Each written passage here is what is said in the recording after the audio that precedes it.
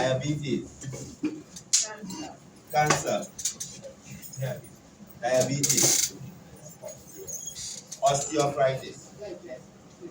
Digestive system. So we have three. We have osteoarthritis, cancer, diabetes. We have arthritis again. What else? Menstrual cycle.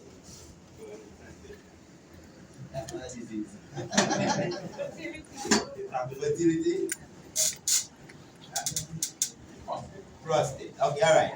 So give thanks. So most of the conditions that we have, nobody said COVID, right? So it seems like COVID under control, right? So basically, what I'd like to say is the majority of the conditions that people actually have mentioned are what you call non-communicable chronic illnesses. When something is non-communicable, you know what that means? Come sister, have a seat.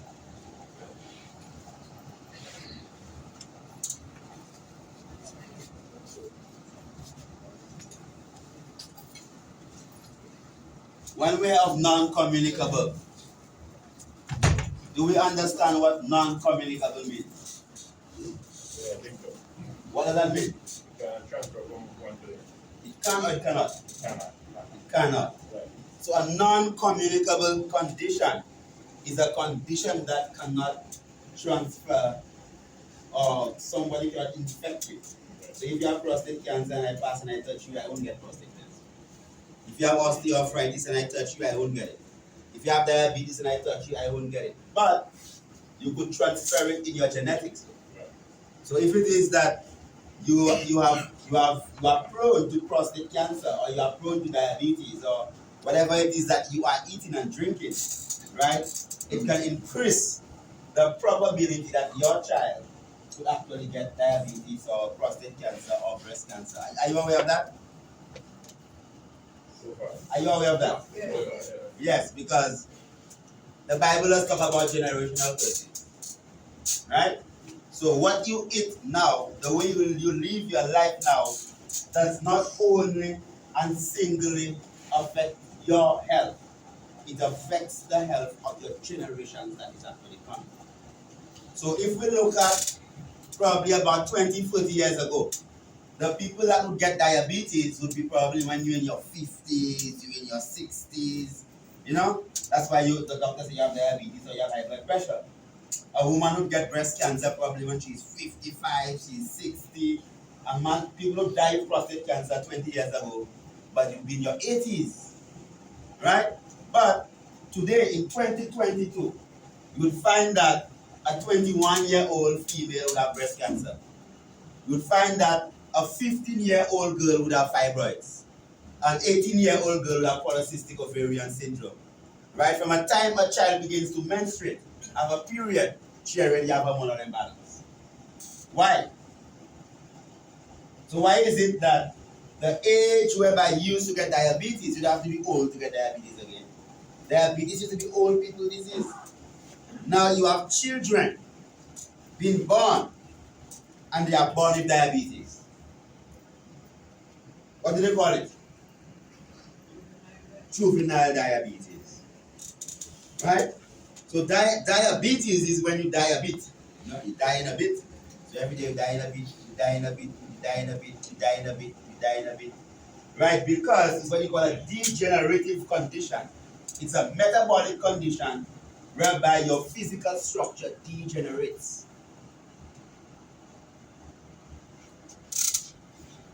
Degenerate. That means that whatever strength you have, your vision degenerates. Your kidneys degenerate. Your circulatory system degenerate. Your nervous system degenerate. Your heart degenerate. So you might just see where all of a sudden around your ankle begin to get black. Right? And it starts to get blacker and blacker and you feel things crawling up your legs. Right? Then you get a little cut on your toes and it doesn't heal. Then you have to cut off the toe. You have to cut off the leg. Then you have to end up on dialysis. Your kidneys fail. Then it's diabetic glaucoma. Then it's diabetic retinopathy. Then you're blind. And then you still die of diabetes. So if it is that we're going to start off from diabetes, which is what we call a metabolic condition. And how many people here have diabetes? Don't raise your hand. Right? I mean, if we have, how many people do you think you have here? About 40 people? So if you have 40 people here, more than likely you have at least 10 people there with diabetes. So those are about 10 people that have diabetes. If we have about, and diabetes is not caused by just what you eat and drink. There's an emotional component to diabetes. Most people with diabetes are the people who are very stubborn. Right or wrong? I mean, you raise your hand. Right. Okay? You are very stubborn, meaning that you would continually be doing all the things that you know you're not supposed to.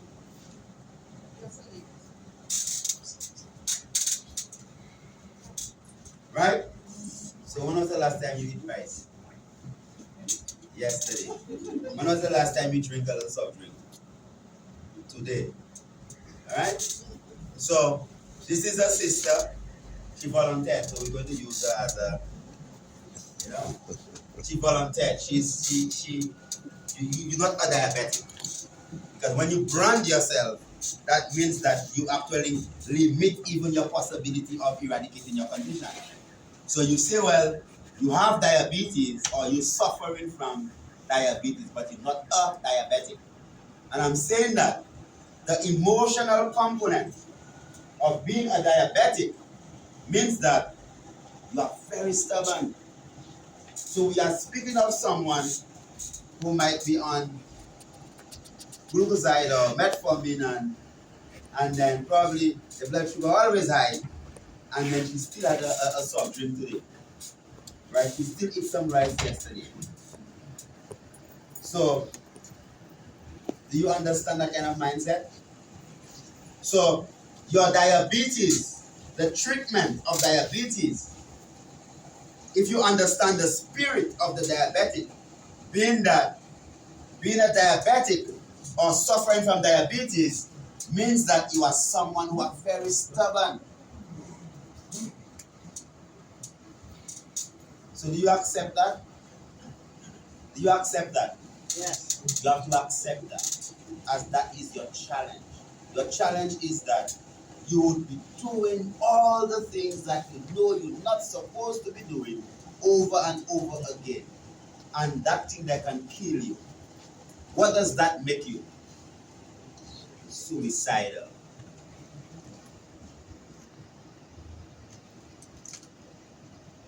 So you are suicidal. That sounds nice. But am I lying? Not really. Am I lying?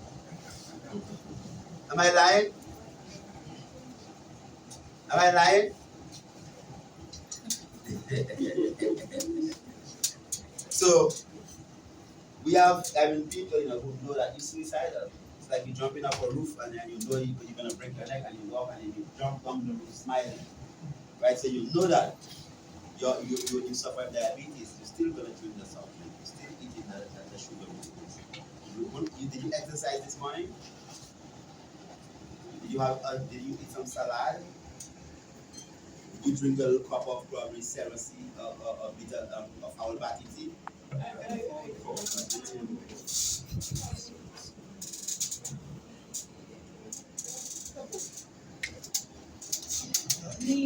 Neem.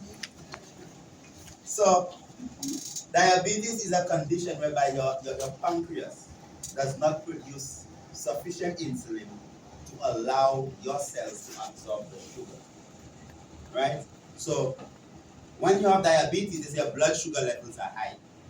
So it doesn't mean that your blood sugar being high doesn't mean that your body can access the sugar.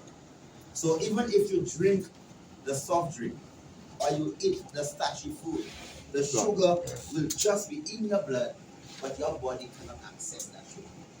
Why? It's just like you have a door here, that door is closed, and let's say that this is your cells, and all your cells need the sugar. The sugar is outside there, but it cannot come inside of there because you have no insulin. The only way the sugar can come inside of your cells is the insulin opening up the cell to allow the sugar to actually come in. So you suffer with diabetes because of the lack of production of insulin that's supposed to be allowing your cells to open up the doors, the walls, the membrane of the cell so it can utilize the insulin. That's why diabetics, even if you have diabetes, you always go for what you call hypo. So your blood sugar levels come so low that you fall on you, and you faint, then you go into a coma and you actually die. So if it is that you understand that you have a problem of being stubborn, then you have to work on that. Period. You have to develop enough self-love and understanding to know well that you cannot be suicidal. So if I don't say it like that, you never know that, hey, but I'm suicidal, you know. When you are suicidal, it means that you are doing something over and over again that's going to cost you your life. Right? So you know that, so you are well, every time you drink that soft drink, if your pancreas is producing 1 finger of insulin, every time you drink the soft drink and you eat the rice, you are cutting it down, until the doctor says that the metformin doesn't work anymore. So you have to go under what? The injection. And you still under injection, right? You take it 3 times a day, 15 minutes before you eat, right? And then you give yourself so many injections that your thigh don't have any more space. Anybody want insulin injection? When one thigh full up, you have to go on the other thigh, you have to go on the back side, and you have to go on the other back side because you have space to inject yourself. Your life is not funny. And you are traumatizing yourself because every day you have to inject yourself just to be able to eat, just to be able to function. Yet still, you don't love yourself enough to change your lifestyle. You don't love yourself enough to begin to do differently. So you are no different than the person that will probably put a rope around their neck and jump and break their neck. It's even worse because you are going to suffer long. You understand what it means that when someone is diabetic and they have an amputation, they have a phenomenon called the phantom theory, whereby you cut off your feet because you have a sore that's not healing, and then you still feeling that feet is still there. You know that? You know someone who have an amputation and they cut off the leg, probably from last year, and they'll get up in the morning and their big toe will still be itching. Yeah, even if the toe is not there, it's still scratching. So that's the trauma people go through when it is like that you suffer with like diabetes. And you'll be going to the doctor day in, day out. But don't blame the doctor. Who you have to blame? Yourself. Because what mechanic wouldn't like if you always bring in your old car to them so they can make money?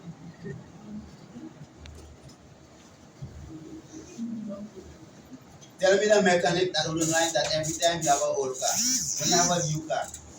I remember a time we had a big truck, and the truck, I had this brother we used to carry material for me. When my own truck break down, he was happy.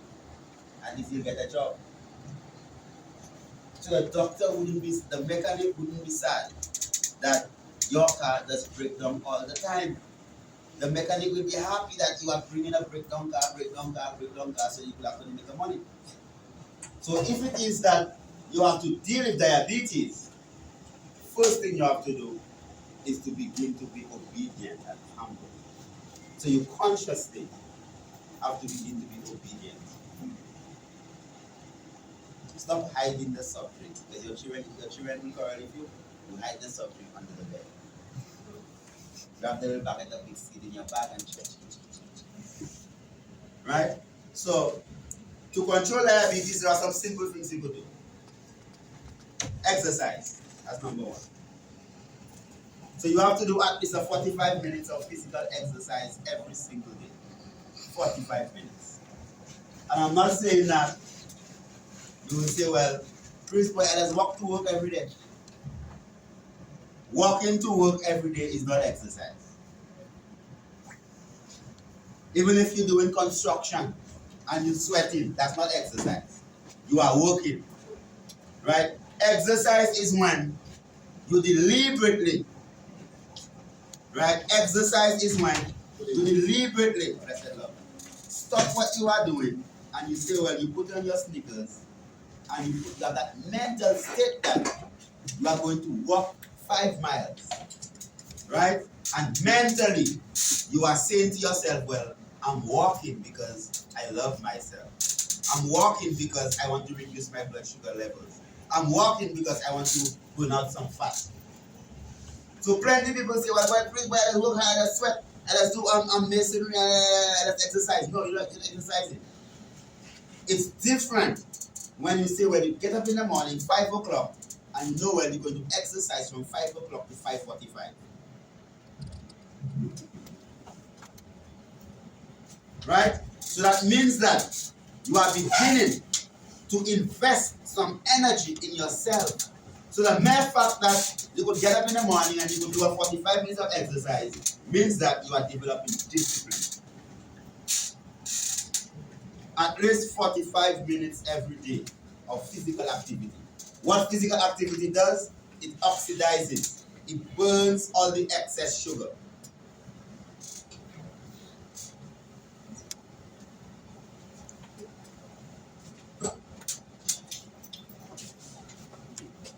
So if it is that you are exercising, your blood sugar level is 180, right? Or 200, because normally your sugar is supposed to be 89, 90, right? If your blood sugar level is 160 or 200 and you want to bring it down to 100, when you exercise,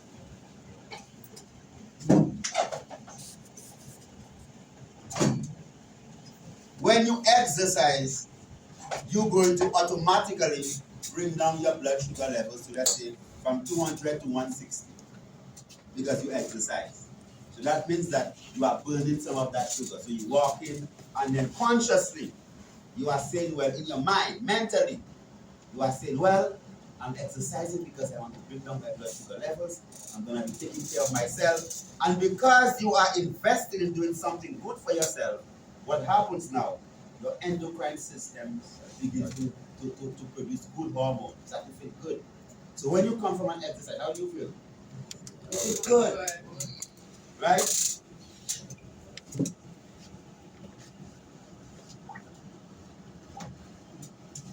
When you exercise, you feel good.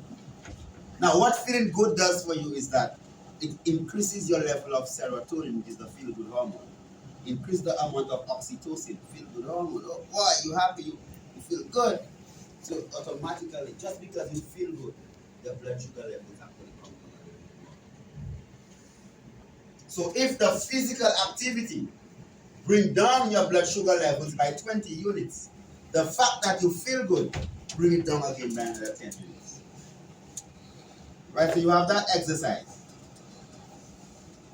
Number 2, what you do every morning when you get up, you get some warm water. You either get what you call a rough cut lemon, what they call sour orange. You know what you call sour orange? We call it lemon. No. Lemon is different. Sour orange, I think, how do you call that in a bitter orange in Jamaica? Or turn orange. It's rum like an orange. But it's very, very Silver sweet. silver sweet. Silver sweet. Yeah. That is the original citrus. Not grapefruit. I'm talking about grapefruit. It tastes silver sweet.